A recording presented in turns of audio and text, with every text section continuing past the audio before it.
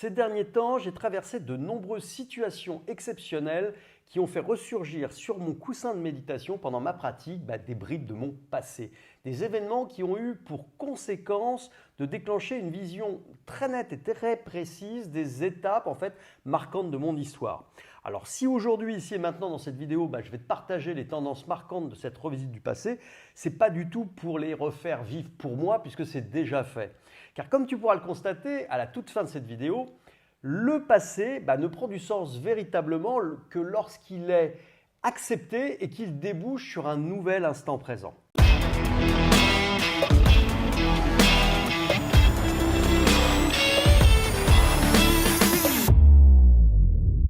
La méditation dans sa pratique a cet immense potentiel de te sortir de la stagnation et de pouvoir t'emmener vraiment au-delà de ce que tu penses être ton caractère, ton histoire. Et en fait, par ce travail méditatif, te faire vivre de merveilleux moments présents. C'est donc uniquement, vraiment pour te faire toucher du doigt concrètement la puissance de la pratique méditative que je me suis servi ici de l'authenticité de mon histoire. En illustrant par un exemple concret ce qui se passe dans la pratique, j'ai vraiment souhaité te montrer à quel point la méditation des origines est vraiment profonde, à quel point elle permet de sortir des contradictions et des paradoxes.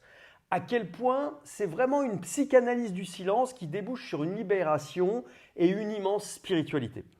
À quel point sa pratique va te libérer des chaînes de la souffrance pour te redéfinir autrement que par l'ego. Alors ce que j'espère moi vraiment à la fin de cette vidéo, c'est que tu mesures l'immense impact positif de la pratique et surtout que ça te donne l'envie irrésistible de t'asseoir pour méditer et ainsi pouvoir te donner un nouvel élan à ta vie. Mais pour le moment, place au souvenir et quoi de mieux que d'utiliser le style poétique pour te faire vraiment ressentir ce qui se passe pendant la pratique. À l'instar de Georges Perec, aujourd'hui je me souviens.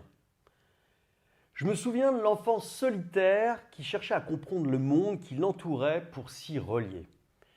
Qui cherchait un espace de cohérence dans un monde fait de contradictions et de paradoxes. Je me souviens de son regard inquiet qu'il posait alentour, cherchant désespérément un pont entre lui et les autres, guettant un signe amical pour s'y jeter corps et âme. Je me souviens de cet enfant sensible aux allures effacées qui s'épanouissait en écoutant les conversations des adultes. J'avais à l'époque pour seul ami et compagnon de jeu mon père, qui sans jamais ne l'avoir su, compensait mon manque de relation avec les enfants de mon âge. Je me souviens donc de cet enfant solitaire, comme s'il s'agissait d'un autre que moi, et pourtant j'étais bien à l'époque celui-là. Je me souviens de l'adolescence, de la déclaration de guerre envers mes parents, qui était vraiment le prix à payer pour éclore et vivre enfin des aventures avec les autres. Je me souviens de ce jeune homme aux allures rebelles, au caractère enjoué, séducteur à tout crin et épris de liberté. Je me souviens des fêtes, des visages de mes conquêtes d'un soir. Je me souviens de ce jeune homme plein de fougue, comme s'il s'agissait d'un autre que moi. Et pourtant, j'étais bien à cette époque celui-là. Toutes ces contradictions, tous ces paradoxes vivaient en moi sans que je sache réellement quoi faire. Je vivais tiraillé entre deux mondes. Celui de l'introversion que j'avais connu dans l'enfance et l'extraversion de mon adolescence.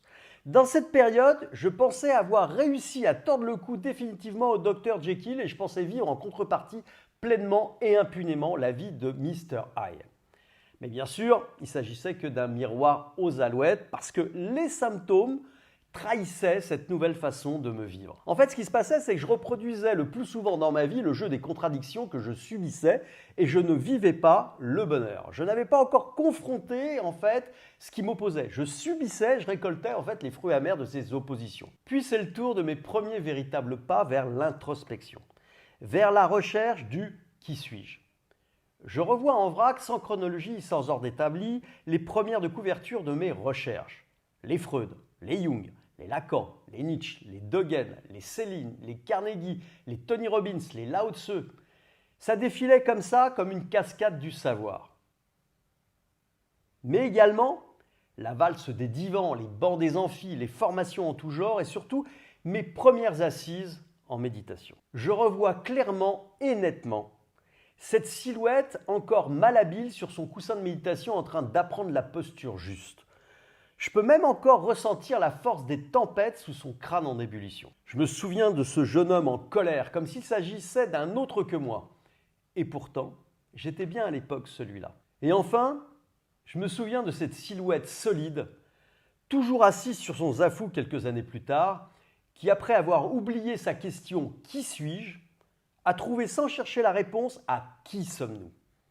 Je me souviens de la libération d'être autre chose que soi, d'être au-delà des contradictions et des paradoxes. Je me souviens de cette fabuleuse clarté, après la tempête, et de la joie de se reconnaître en tout lieu et en toute chose. Je me souviens, et puis j'oublie, pour vivre enfin un nouvel instant présent, pur et clair, comme avant ma naissance. Merci de m'avoir écouté. Si cette vidéo t'a plu, tu peux me retrouver sur le blog de l'Académie de méditation Tangram en tapant christophe-laurette.fr. Tu peux me retrouver également sur l'Insta de l'Académie Tangram en t'abonnant à cette chaîne ou encore en découvrant mon livre « Apprenez enfin à méditer avec la pratique Tangram » aux éditions Alesio que tu peux trouver sur Amazon, à la Fnac ou bien le commander dans ta librairie de ton choix. En attendant de partager avec toi la voie méditative des origines et d'échanger sur tes expériences, je vais te souhaiter tout simplement de très belles méditations.